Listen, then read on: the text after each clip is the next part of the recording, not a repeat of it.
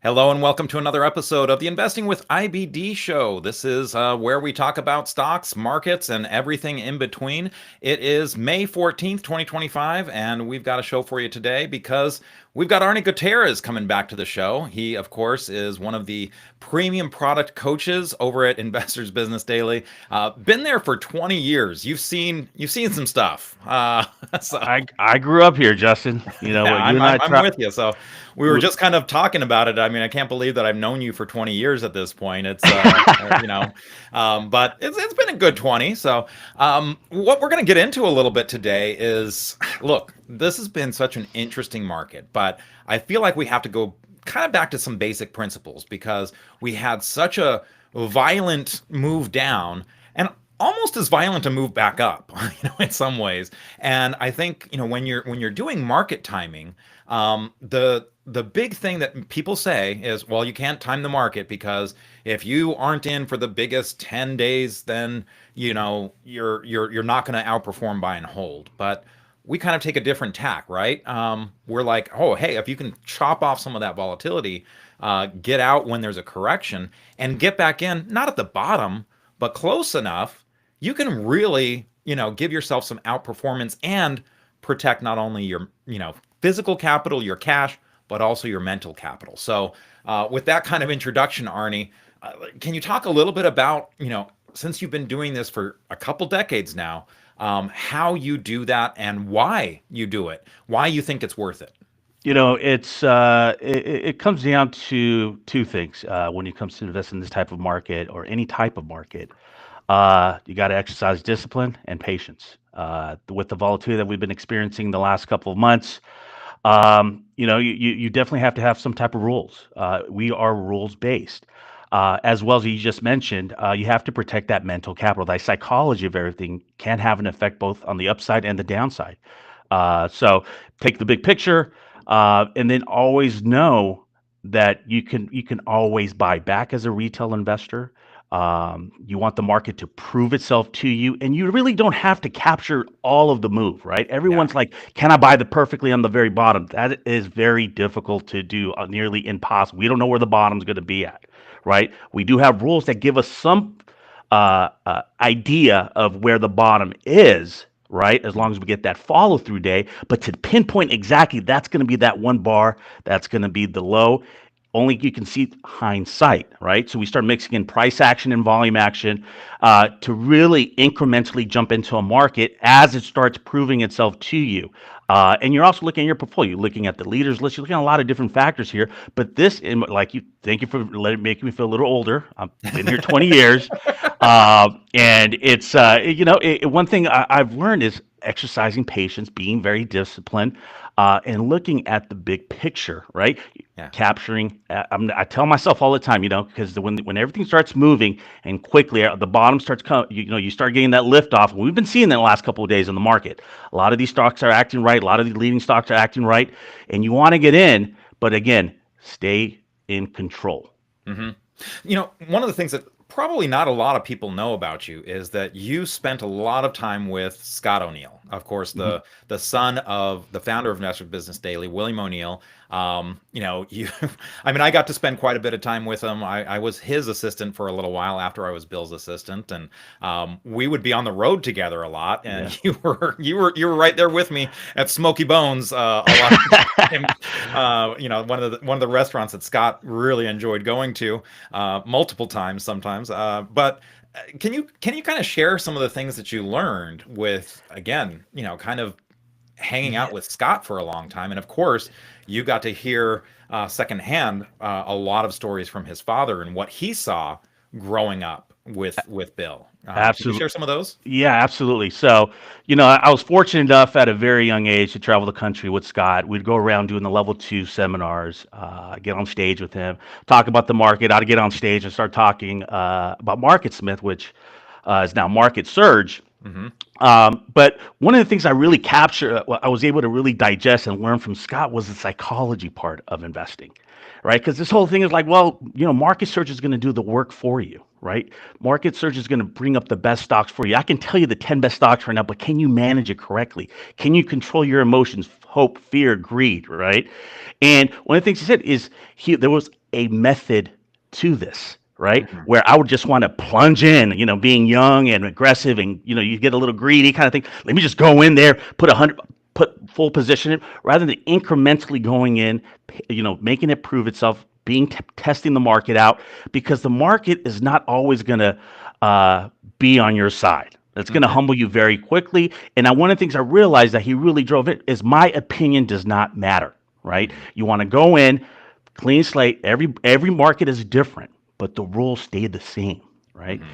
And incrementally, he would go in and show over and over again how Bill's system, his father's system, was rules based, right? So we would cut our losses at 5 to 8%, take profits at 20 to 25%. If you have a big winner, we call it a 10 bagger, one of those model book stocks, give it a little bit room. You've earned the right to have that room, but know that you have to take some profits eventually, because you can never go broke taking profits. But big picture, as we traveled around the country, Justin, with yourself as well, one of the things was the psychology was everything. Controlling your emotions was huge. Yeah, absolutely. And in that vein, so I got two parts here. The first part, because I just have to acknowledge the folks that are watching live on YouTube, and one of them was specifically asking about your Getty meter. So we'll go into that. It's already coming out. Oh yeah, So it's coming. we'll get into that. But also, I wanted to just kind of circle back to one of the things you said that. Interestingly, a lot of times when you are taking those profits into strength, you mentioned the 20 to 25% rule, and again, you have your ones that you're holding for the bigger gain, hopefully, but there's a lot of these that you're taking at 20 to 25%. Sometimes that's a great way to signal that you're going to be getting out of the market, because as you're kind of reducing your exposure by taking those profits, sometimes you can't find anything to replace it with, and you naturally get a reduced exposure. You start reducing early sometimes because you just can't find anything to replace it with. Has that been your experience as well? Yeah. What's funny is as you start doing this and you start experiencing different markets, you're going to be very picky with the stocks that you have, right? You're going to want these game changing stocks, these stocks that are changing the way we do things, changing the way we live. And yeah, you take 20 to 25%. I take 20 to 25%, but then I reevaluate my position where it's at, and I start using moving averages as a way of maybe getting at a lower cost, right? Mhm. But another thing is risk management. That is huge, right? Yeah. That's one of the things I've learned over the years is, taking that profit, understanding if I can, if we do get that weakness and it's still holding up nicely, I may want to add it at the 21-day moving average, the 20 to 25% that I purchase, right? Mhm. If I have conviction in the stock, if I like the way the market's looking, if the companies are holding up, there's a lot of different ifs kind of thing. If A hits, I'm going to follow B, C, and D, right? So everything's in step-by-step correlation. But again, one of the other things that it does for me psychologically, and I learned how to take profits, because it's always hard to sell, Justin. We all know Yeah. that. You can be up 100% on a stock. Try selling. It's going to be Right. difficult. It's one of the things I had to learn how to do. And then Mhm. cutting your losses. It's an absolute rule, 5 to 8%, however you want to look at it. And I'll repeat that every day as the coaching goes on and so forth. And But just to make sure people know, that 5 to 8% is from your purchase price, not off your high. A lot of people get that confused. They think, oh, stocks are going down 5 to 8% off their high all the time. That's not what we're talking about. We're talking about when you first get in, 5 to 8%. That's your capital. You don't want to lose money on your trade more than 5 to 8% because you don't want to dig yourself out of that hole. absolutely. The odds are against you. If it goes down 10, 12, 15%, you got to make it up statistical. You got to go up 25, 30, 35% just to break even after that. But just looking at it from a 5 to 8% standpoint, and then you cut your losses. But here's the thing: we are retail investors. We are everyday investors, right? And this is one of the things we could always buy a stock back if we're wrong, but we Mhm. always cut our losses, right? But getting back to the profit taking, 20 to 25%, it does something for you psychologically. It feels like you're winning, right? Yeah. It keeps that momentum, that mental capital. You have to protect that mental capital. because there's been some markets that I myself am very guilty of learning the system and coming up, and you got to test things out and you got to experience a lot of this. Is you get there's some PTSD happening like during the Great Recession, and you Yeah. think you're better than the market. Oh, we're getting that route. The market's going to want to draw you back in, and and then pull the rug off, pull the rug out. But you got to be making sure that the market is always proving itself to you. Mhm. Prove to me that you want more of my money. Prove to me that you want to go up. Prove to me that this trend is for real. Yeah, absolutely. Now, since we're talking about psychology, again, it got brought up, so we've got to address it. The Giddy meter, So this is something I should have mentioned at the outset that you are a frequent panelist on IBD Live every Thursday. Usually, people can see you on IBD Live. They know your mantra, weeklies first, but they also know about the Arnie Giddy meter. I think The Ali last name is coined it the Gutierrez. Goody Giddy The Giddy meter. Goody, right? Yeah, Uh, or the Goody Giddy. yeah. Maybe you can describe that for folks that aren't on IBD Live and maybe not familiar with that. Yeah, I know my wife's gonna watch this, but she probably put record it, and we can use this. My kids get older, but basically, when you start getting giddy, kind of thing, there's something wrong. Meaning that when I start getting giddy, I'm at home, and my kids start making a mess, being loud, obnoxious. They're getting usually I'd be like, "What's going on?" kind of thing, and when I start ignoring little details like that at home, something is wrong. Okay, that Because means you're the just market. focused on how much money you're making. I'm looking at the P&L, right? I'm looking at the P&L, just kind of like, okay, I mean, no one can do anything wrong. You're walking around, and when I start feeling like that, Hmm. time out, time out. Wait. Let's slow it down a little bit. Go back, start looking at my portfolio and seeing where I can start taking some profit. And that's one of the things I look for when I start feeling a little too I don't want to use the word. It just, it just things are not everything just sliding off. Things that you would really kind of look at and pay attention to. It's just no longer an issue right now because you're in the zone. You're making money. You're P&L. You're already thinking about your summer vacation. You're already thinking about you're going to do it this kind of that kind of thing. So you're preoccupied thinking about a lot of other things. But Hmm. that giddiness you got to be careful with, right? And it's that emotional side, that psychology side, because when you start getting giddy, it's kind of like, okay, and we all been there. There's a different way of describing it. Everyone feels it because unless you're a machine, you're going to have to, be disciplined with managing that emotion. Right. No, absolutely. And again, it's hard, right? This is one of those things that comes from experience. It's a little bit harder to quantify that Giddy meter. You just kind of know it when you feel it, type thing. So it's hard because we talk so much about a rules based system. And I guess for me, when I start feeling that level of excitement and maybe a little bit too much, what it does is it makes me focus on my rules a little bit more. Hey, are there things that maybe I'm ignoring, these things that are triggering sell rules because I'm just thinking I'm too hot and everything I touch is gold. So yeah, they're it doesn't mean that we're going away from rules. It just means, hey, at least for me, sometimes it tells me focus on your rules a little bit more, especially those sell rules. Absolutely. You definitely have to go back and always challenge yourself and do a post analysis, right? Yeah. That's one of the things I really believe in. It's like in any, it's like when a major league baseball player goes back and starts focusing on the basics again, but they go back and start instead of hitting off the tee, right? This is a person that's been doing it for the last 25, 30 years, just really working on his swing again, doing an analysis. Maybe he's going through a slump, or maybe he's doing a great job, just wants to make sure he doesn't get carried away, right? The psychology part of it. But again, the analysis part will help you still establish those rules, but no, there's a specific rule that fits my personality, right? Mhm. This is what works for me. You have to know yourself when you start, getting into a certain range, whether it's you're up a certain amount in your position, you're down a certain amount because you know thyself kind of thing. And it makes things a lot easier when you have rules based like we do. But at the same time, I have specific rules for myself, kind of like, okay, Arnie, when you start getting like this, you start smiling, you start like picking up the phone or you start talking to people, you're like excited kind of thing. The last couple of days, there's been a lot of excitement, right? Yeah. That Giddy Mare's been going, it's been taking off. And, you just got to stop, pull back a little bit, reevaluate what's the situation, what could possibly go wrong. Defense first. what are the possibilities that we can get a pullback? What are the probabilities that the market can sell off? And you just never know, right? So you Yeah. always want to be prepared, Right. right? But the rule, the Giddy rule for me specifically is when I start feeling that way, I'm just like, wait a minute. And it's funny, Justin. I go back and I go back and mark it up on the chart, and I put a little G next to you kind of like where I kind of like started feeling this way. I went back into the analysis, and it's been pretty good. It's been Yeah. pretty good. Okay. I'm not going to say it's like a secondary indicator, but Yeah. it's pretty good. Yeah, maybe it's something we can put in the market search charts moving forward. A little G that shows up like the ants indicator, kind of Yeah, thing. yeah.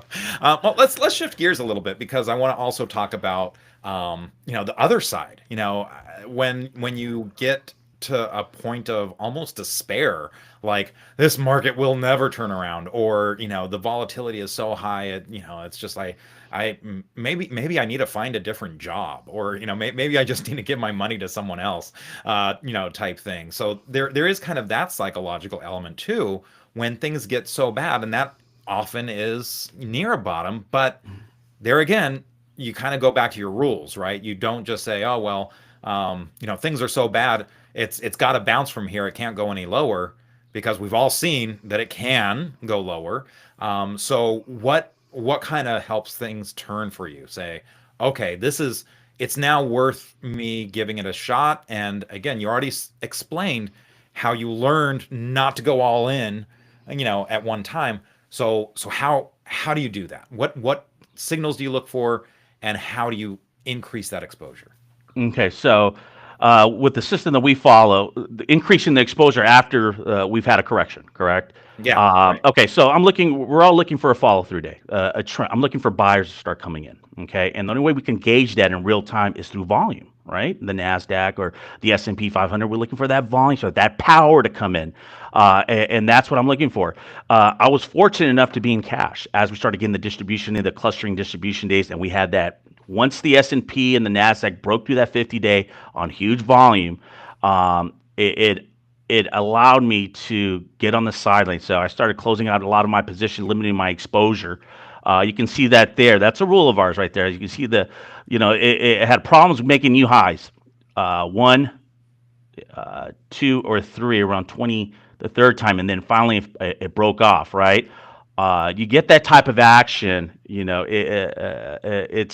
it's something's wrong. All right, it had three tests. There was some resistance there, and then it broke through the 50-day. A rule of mine for those of you, looking at time, whether it's an index or a stock, is when you have a stock that breaks through that 50-day moving average on above average volume, be very careful. And we're using the 50-day average volume. And Justin right there just highlighted that little skyscraper, that pink skyscraper there, which we like to call, that's above average volume. There's a lot of selling pressure taking place. Okay. Now, am I going to automatically dump all the stocks? No, I'm going to incrementally get out, right? Slowly but surely. So we had that break, and now we're at the bottom here. Okay. Justin mentioned something that I've learned throughout the years with all the corrections, whether it be a small correction, medium correction, or a pretty big correction, right? Is the volatility. Yeah. When I started seeing the volatility, the swings that we're having, that gap down, gap up, big swings, you can see these price bars here, kind of thing, on the very bottom of the follow through day that we just had on April 22nd. You have this here, that huge volatility. I knew possibly there was a high correlation that we were close to a bottom. Okay, that whole situation there, it was getting, we had buyers coming in, buyers coming out. So I was really trying to gauge, are the institutions coming in? What I mean by institutions, are the mutual funds coming in, buying the stock, looking to support a lot of these stocks. Now, it happened. We're seeing that now. This is a lot of buying taking place. Okay, so once we had that follow through day on April 22nd, I had my watch list ready to go. Okay, I had my watch list ready to go. We had that volume because it was on the fourth day. We never undercut it. The bottom there on the very first day there, on the 22nd. So I'm sorry, not on the 22nd. What's this day here, Justin? The 21st, yeah. Yeah, okay. The one to the left at the very with the huge 1478. That big, the 9th. April 9th, right? 9th. Okay, you had that huge day. That's the low, and you can see there's power coming in. That's the type of action. Huge volume. coming in, right? But we need to have 4 days of consistency, right? 4 days of it holding up and wanting to go up, right? So you had the shares were being bought, right? And as you're looking at this here, I had an idea. Okay, volatility's there. We're having a follow through day. You want to buy something when you have a follow through day. Okay, it's small position. You should already have your watch list ready to go, which I already had my watch list ready to go because I kept running different screens, seeing what was holding up, what was not holding up. But the problem is there wasn't a lot of setups, right, Justin? Yeah. There wasn't a lot of patterns out there. There was 4 bases forming, but it wasn't like a convincing. So I started buying the Qs, right? The Q, and I was buying the Qs just to get a feel for it. Like I call it a pilot position there, and I kind of wanted to have a feel, wanted to be exposed to this market because I just didn't know how it was going to react. And a lot of it was the volatility in this market, and we were talking about this just every Sunday. We would hear news with President Trump talking about tariffs this, tariffs that for a couple of Sundays after that. I'm just like, wait a minute, there's a lot of stuff going on here, and there was a lot of swings on Sundays. So that was throwing me off a little bit as well. This was going to be a new type of market, and it was very news sensitive. Which, sometimes, when it was negative news for the economy, it was really negative for the market. But sometimes you get negative news in the market, you get a reversal, but you just weren't getting that. So you just were trying to figure out, maneuver, where we get, like, what type of stock, what type of industry groups are going to take place. I didn't know. I didn't want to predict. Right, I wanted to keep interpreting what are the leaders doing, what are the strong industry groups, is there a rotation taking place? But I just didn't have a feel for it yet because I'm looking at the Grow 250 near pivot report, and I'm still seeing 20, 15 stocks, but I like seeing a lot more bases being formed, telling me that there's a really strong market now. If you open up that open stock ideas button there, Justin, and we dive in. The near pivot's at 32, right? There's 32 stocks within 0 to 5% of breaking out. Right? But if you go back into that open stock ideas button, again, you're going to see in the last 15 trading days, we've had 78 stocks break out of a list of 300 names. That is not my opinion. That is the market giving me feedback. My opinion doesn't matter. Stocks are breaking out, right? And a lot of these breakouts started happening, right? So as we started going from April 26th, I started looking at it. Okay, I'm in the Qs. Then I started looking for stocks that are breaking out of bases. And I started exposing myself to some of these stocks as well. One of the stocks that was holding up really nicely until you heard the keyword tariff again was Netflix, right? We were looking at Netflix, and it came back, and it looks nice. It's nice consolidation, but it had a nice breakout. You can see that there. I do have a position in this myself, so we always have to disclose when we have positions and stuff. So go ahead. I don't have a position on Netflix.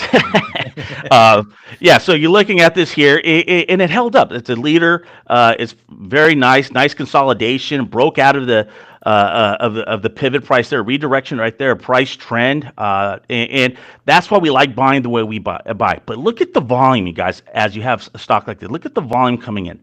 When you see that type of volume, above average volume, as it's breaking out, that's real time telling me that there are some big buyers buying this stock. This is almost $1,100. This is $1,100 stock, and the 50-day average for this stock on volume daily is 5.4 million shares.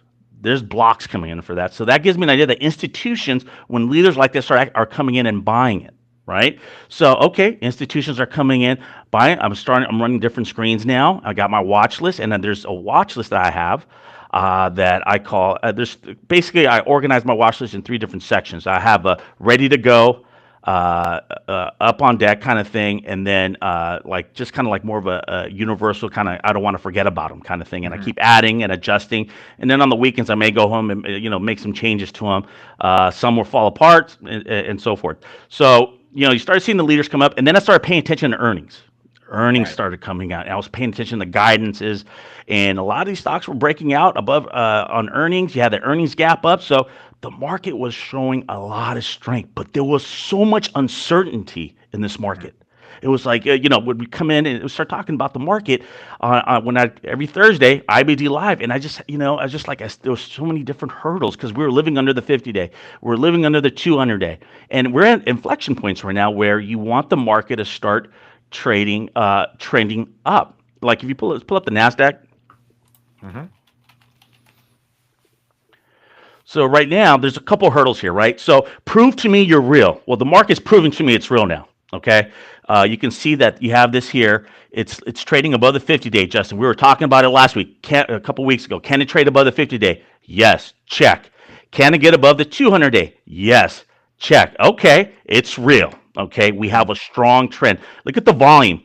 A lot of buying going on. That's a lot of power, right? Now, the what I'm looking for now is that 21 day. That's going to be key, Justin.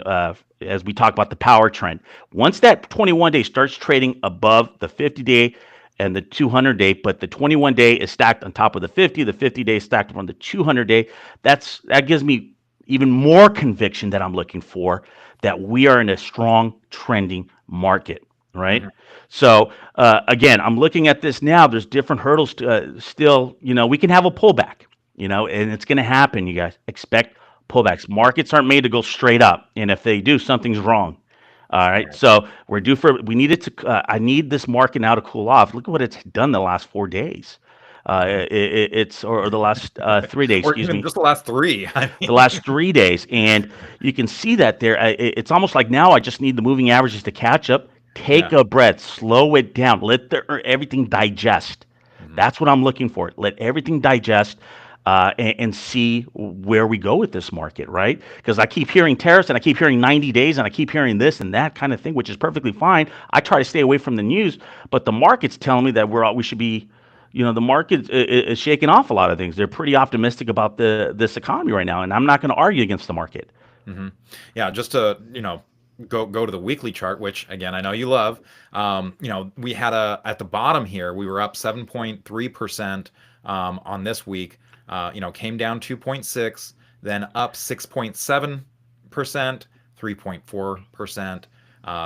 Basically flat last week as we just kind of digested those gains once we got over the 10-week line. And now here we are over the 40-week line. Big gap up this week. We're already up 6.8%, and we're still at hump day. I want to go back to something that you mentioned, the power trend. Want to just remind folks of the rules here on the power trend. We got the 21-day above the 50-day moving average line. We want 5 days of that, really, but that's going to happen tomorrow. It started on Friday, getting the 21 above the 50-day. We also want 10 days above, with the low above the 21-day. We actually got that today. So if you just count these, 1, 2, 3, 4, 5, 6, 7, 8, 9, 10. Today was the 10th day, this Wednesday here, as we're speaking. And then one of the final components that we want as well, and again, that 5 days could happen tomorrow. We want the 50-day moving average line to turn into an uptrend, and that just happened yesterday, because the time period that we're losing now, if you look at what was 50 days ago, well, you're in this kind of range, right here. you know this is 50 days ago, and so as long as you're above that, these things that are dropping off, you're going to have an uptrend for your 50-day moving average line. Now, I also, because again, we're using the 21 and 50 day here on the power trend. um, do you ever use the death cross or the golden cross? I mean, here's the 50-day below the 200-day moving average line. I mean, that they call it the death cross as a time to get out, but I mean that was almost right at the bottom. I don't. I'm looking at price and volume. It's you have the death cross where you're seeing it now. It's funny. A colleague of mine was talking about that the other day. And then you may have the golden cross happening when the 50-day goes to 200. But do I use it? No, absolutely not. It's not something I really follow per se. I mean, there's a lot of technicians out there. They love looking at that. I like looking at that. Me personally, I look at price and volume. If it breaks through the 50-day, I have specific rules that I like to follow that make it easy for me to follow. Yeah. Okay, it just fits the way I look at the market. It fits. Another thing is I look at the weekly charts as well. So the golden cross, the death cross as well. It's a lot easier to work with on a daily chart, but when you're looking at the weekly chart, it's a little different. All Hmm. right. So for those of you that haven't seen me on IBD Live, I use weekly charts first, something I was taught by Scott O'Neill, and Bill would also talk about it as well. I use the daily chart to time my buy. So I get a macro perspective on the weekly chart, and then I use the daily chart to time my buy when I'm going to get it. I'm looking for the price trend. And another thing is, in this day and age, with high frequency trading, you guys, with so many different trading platforms and everyone able to do it from the smartphone, iPhone kind of thing, and buying options, you want to protect yourself. You want to be careful getting shaken out of positions. That's Hmm. why we look at the weekly chart. It smooths everything out. It removes all that volatility. It takes 5 days into one single bar, and it lets me and it removes all of that commotion. And then I use the daily chart to really come in and see, okay, where can I come in and buy this stock when it makes an all-time high on above average volume. So I keep my rules very simple, Justin. Yeah. I try to keep them very simple. Now, what I did with the exposure when we had a follow today is look. All right, and not every market is perfect. Not every, there's sometimes you got to look at the different rules. But I just want a little bit of exposure in the market. It's kind of like a pilot position with the QQQs because I didn't have any real setups happening in the market. So Yeah. I wanted a little bit of exposure on this market, and I wanted this market to prove itself to me. So I knew something was going on, but I just couldn't really plunge in until I saw more setups happening.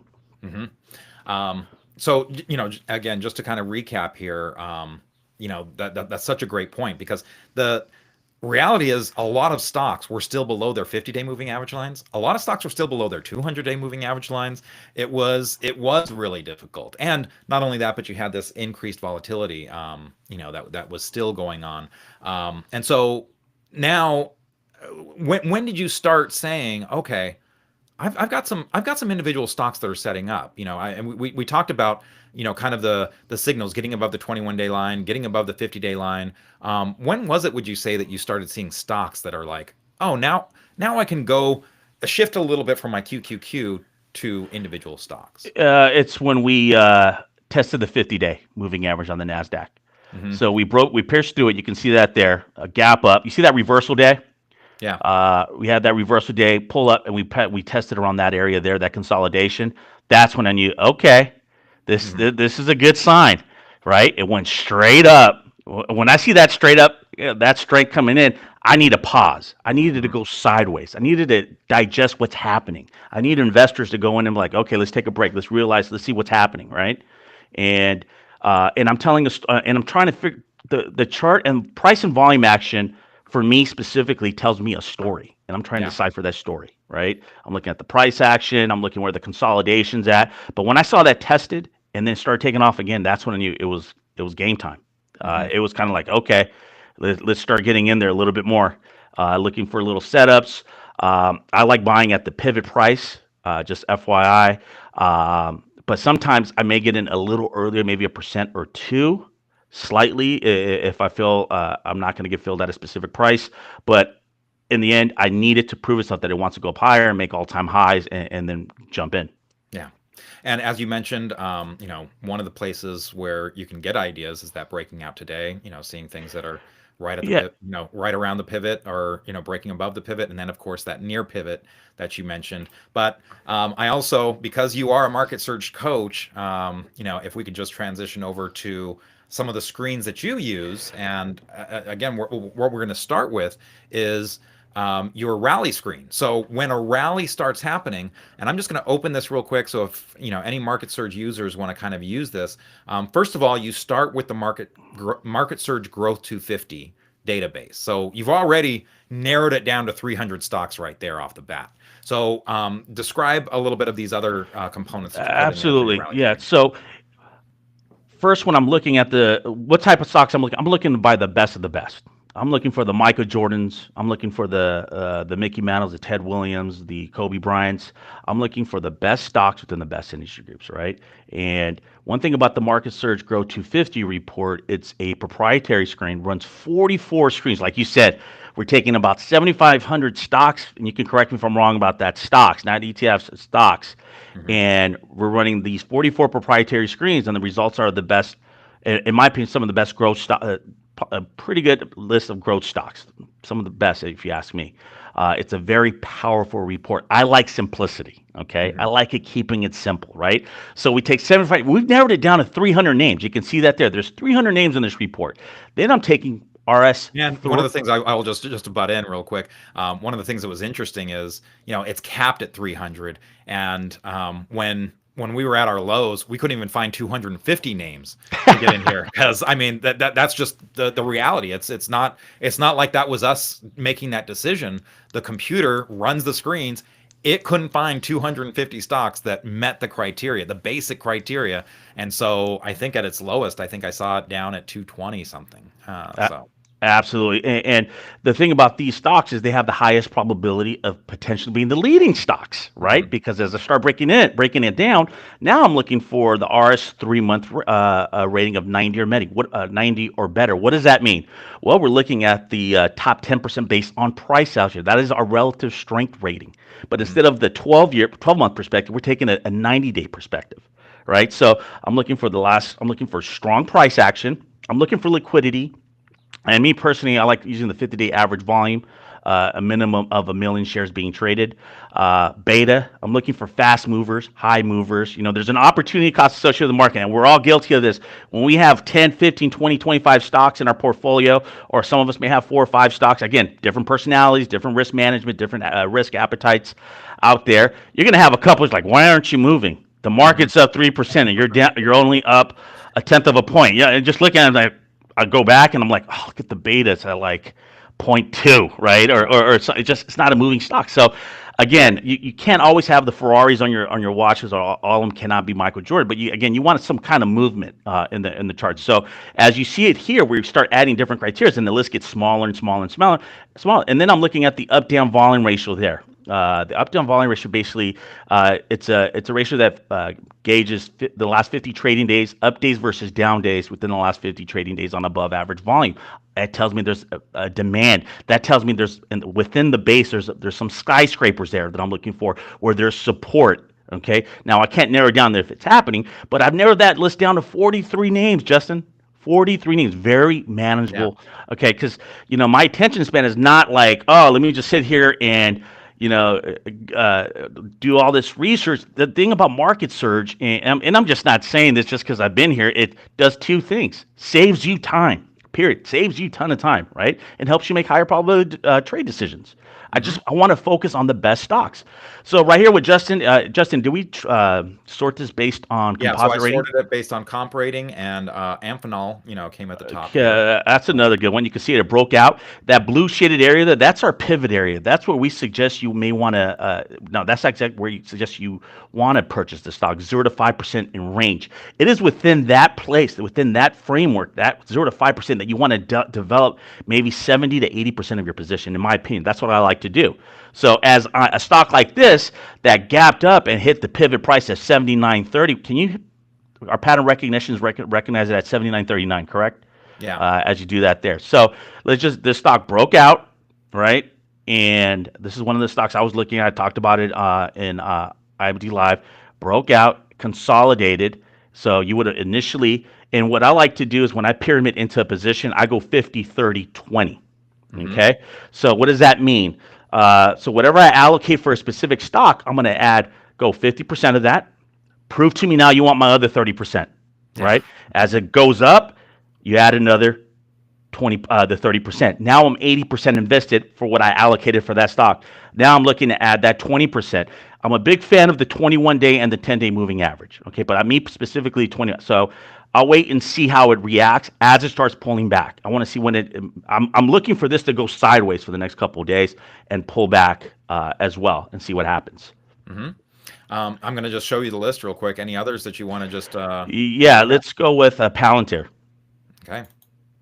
I do have a position in this myself. I have a position in this as well. Okay. Okay, so looking at Palantir here, it's had a nice move. Let's go to the weekly chart now. I was Weeklies waiting for first. you to say that. We got to go weeklies, but I was so excited looking at this chart here, and the market's going. So, looking at the weekly chart here, you get that nice consolidation, right? And you see, so again, when we're looking at bases, and you asked me, one of the things that I learned from Scott O'Neill is when he was on stage and he'll start talking about these, model book stocks, he will look at the base and look at the volume, and he'll be up there with the pointer, look at 1, 2, 3, start pointing out all the volume the skyscrapers, we call them, above average volume, because it's at around there that's being supported. Because as the price is dropping, here comes institutions coming in and buying. Here comes institutions coming in and buying. Here comes institutions in and buying again, right? So they're developing their position. The average time that it takes for a mutual fund to purchase, have a full position in a stock, it's about 2, maybe 3 months, right? They just can't come in and start buying whatever they want to buy, kind of thing. They have to incrementally come in and slowly, incrementally start buying, right? So that's the story that it's telling me, and that's what I'm looking for. I want the weekly chart, the volume, the price action, along with the volume, to tell me the story. Is this being bought? That's the question. Are they supporting it? As they started getting close to that 40-week moving average line, they bought it, and you see that upside reversal there, that one blue spike. And guess what? When you're looking at a price consolidation and you're looking at the pattern, institutions are the ones that are creating that right side of the base. That's what it's telling me as well. So doing my analysis here from the technical, I know it's a quality stock. It's in the Grill 250. I know it's a quality stock because it has an RS rating of 90 or high, 3-month RS rating 90 or higher, up, down, variance above a 1.1. So it's there. And just looking at the fundamentals here, look at the fundamentals on the number of funds. Okay, we know it has a strong composite rating, RS rating. It's almost doubled in the number of funds buying the stock, supply and demand, right? Less amount of shares out there, the higher the price, right? Who has all the money? Who's 75% of the ballgame? Institutions. 75% of the ballgame is institutional buying, right? So that's what we're doing the analysis, and it's how I develop this conviction. I need to see the data. I need to see the chart, and that's how I, that conviction to actually hold a stock, initiate a position, I have to develop from a psychological standpoint, the psychology of it. Right? Because I'm just not going to buy a stock just like I just want to buy it kind of thing. No, I need the data and the chart to prove to me that it's worth my attention, my money, my hard-earned money, and we go from there. Now I'm going to use the daily chart to time my buy, okay, like I did earlier. Let's go to the daily chart real quick, and you can see this here. That's the pivot price as well. You can develop that position 0 to as it breaks out, you buy it 50%. And it starts going up a little bit, you may want to add the other 30%. To each their own, right? But the position's being developed, right? And again, I'm always paying attention to that 5 to 8% section there, right? So it gets a little, there's other rules I have in place as it starts making its run up. I'm going to be looking at how it trades around the 21-day moving average. But again, with the market, the way it's been, look at that cup with handle. I mean, just look at it. It's a very nice cup with handle, nice consolidation around there, which is a very popular pattern that we talk about all the time. But again, there's no such thing as a perfect pattern. It's just, again, it's price consolidation. But, I do like seeing the handle part, which attracts me because that's a nice little shake out there. Yeah, no, absolutely. I'm going to just go ahead and pull up. Let's maybe take a look at one more from this list. I'll scroll down a little bit, and if you want to just tell me where to stop. One that's been catching my attention that you let's go to Hood. Okay. Is that? I'm just going to type it in. I trust you that it was there. Yeah, it's go to Hood, and I'm looking at this here. This was also on a different screen that I follow, but since we're running short of time, I like this consolidation. Let's go to the weekly chart. Mm-hmm. Okay, so you have that there. Now, you see that, right? Well, yeah. So our pattern recognition is not following rules, but again, it's never going to be perfect, right? So this is a stock that I do have a position in. I like the it's catering to a different generation of investors, if you ask me. The crypto investors, a younger generation. But highlighting the strength and weakness of this stock. Where were you getting in? Was it like when it was crossing 50 here, or? As I'm getting in, it was. Let me go to the daily. I developed this position. Yep. Okay, I got in 2 days ago, a little earlier. So it looks like it kind of. Yeah, no, not there. Okay. I got in when it broke that 60 mark. I got in a little earlier. Oh, okay. Because of that, I just felt there was a lot of strength coming in. That right side of the base started coming in. When I started seeing that volume there, I started getting into this position. Now, instead of going 50, I went 20. I wanted a small position because I just was expecting maybe a pullback or the handle being formed. So I like doing the 50, 30, 20, 90% time, but if I find a stock that it hasn't made a new high, hasn't really broken out that 66.91 mark yet, you can see that there, I may go in and put a smaller position in for 20%, let it prove itself to me, and then come in, add the 50 and then the 30, right? So that's what I started looking at. But earnings were out of the way as well, and I started seeing these volume spikes as well. And when I saw this, I said, "There's a lot of power going up," and especially when you get that earnings gap up there, Yeah, you it's see that. definitely one of the things, when you see the average volume, go straight up like that, that does tell you something because it's not just one skyscraper. It's like you've built a downtown at this point. Yeah, there was it was all over the place, right? But when it had that earnings gap up, you see that little gap. It had that earnings, and then it gapped up on price act. There was a lot of buying coming in, and when I saw that, it had earnings out of the way, and then it gapped up in price. There, you can see that there. I knew there was some action going in there, so I incrementally came in and to start developing that position as well. As far as when looking at a stock like this. Yeah. Now I wanted to also, because look, the reality is right now you look at you look at the Nasdaq. As you mentioned, we're up almost 7% already for this week in just 3 days. Things are looking a little bit more extended. So you have another screen. It's got all of those same elements that we just talked about in your rally screen. It just has a couple more things. Oh, I forgot to open the edit. So you just added one more thing, and that is the price versus the 21-day moving average line being less than 3% extended from that 21-day moving average line. So right now there's 0 stocks that are coming up with this, but explain a little bit of what you're looking for on this pullback screen and Okay, what kind of makes you pull the trigger. so we have a rally screen, right? Everyone likes to buy. We're going to buy. We're going to initiate our position, right? So now I'm pulling back to the 20. There's going to be stocks, and I'm going to say this. Sometimes there's going to be stocks that are going to be pulling back to the 21 day. I want to see the type of stocks that are going to be pulling back to the 21 day, because I may want to add to my positions, and I'm looking for some type of conviction, right? When we do go pull back, we get that strong, a nice pullback, and it's coming. The pullback's coming, Justin. However you want to look at it, whether it's 5% pullback or a 9%, it's here. It's going to happen. Just waiting for it, right? You want to be ready for this type of screen, right? Because a lot of these stocks are going to be overextended. Now, for the individual, and again, that feels like they want to get into this market, but they missed that initial, a great place. If you missed that initial breakout from the pivot price, or you just 1 or 2 or 3% below the initial price, you may want to use the 21-day moving average as a place you may want to initiate a position, right? My batting average is 50-50 with initiating at a 21-day moving average. I like adding to my positions, right, at the 21-day moving average.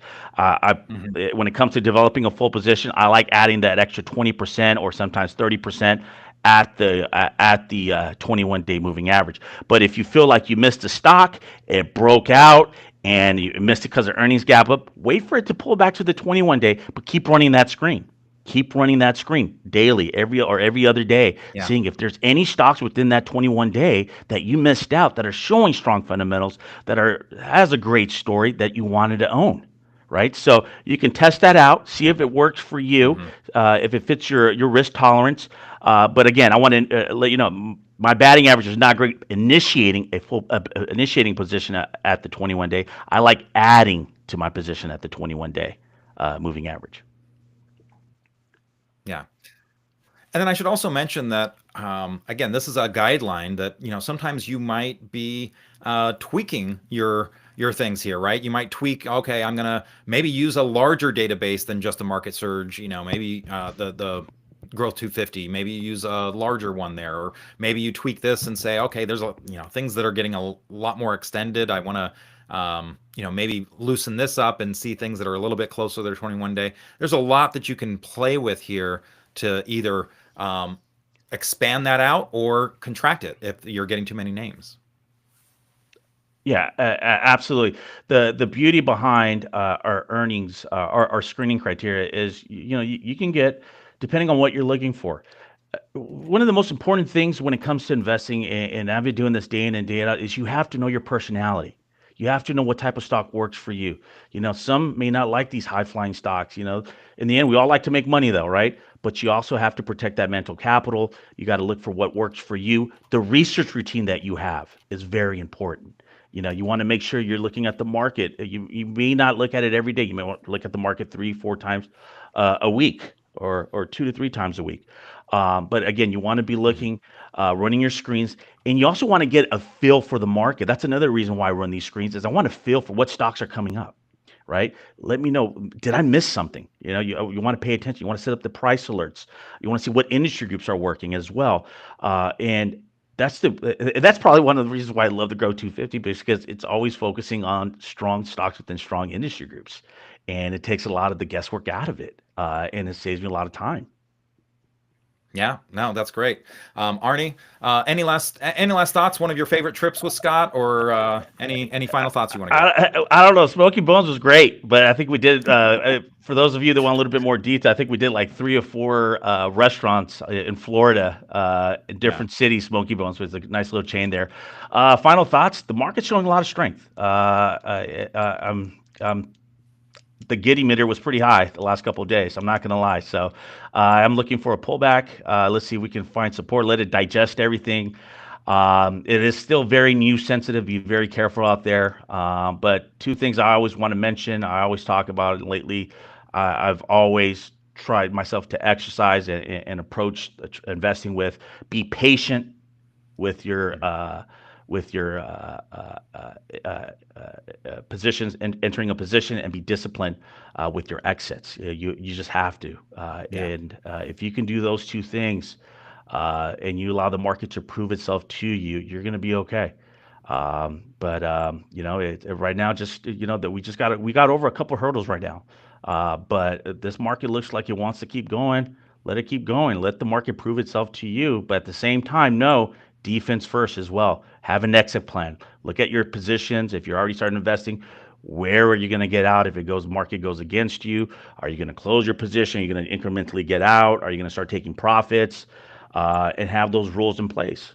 yeah. No, absolutely. And I should say hello from YouTube. Jim was saying that he met, I guess, the both of us in Greenville, South Carolina, about 10 years ago at Very a cool. meetup. Or maybe he just met you with a meetup of Greg Morton. So, Yeah, um, we did a lot of meetups too, Scott, on yeah. the owner. So Yeah, yeah. So very good. Well, hey, Arnie, appreciate it a lot. Again, folks can catch Arnie on IBD Live every Thursday. So if you haven't gotten a trial to that, go to www.investors.com/IBD Live. And also for those of you that have a market surge and need a coaching session, Arnie's one of the guys that is doing that. So you can always trust him to walk you through and teach you something new about that product.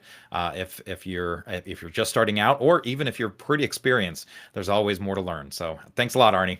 appreciate it. Thank you, Justin.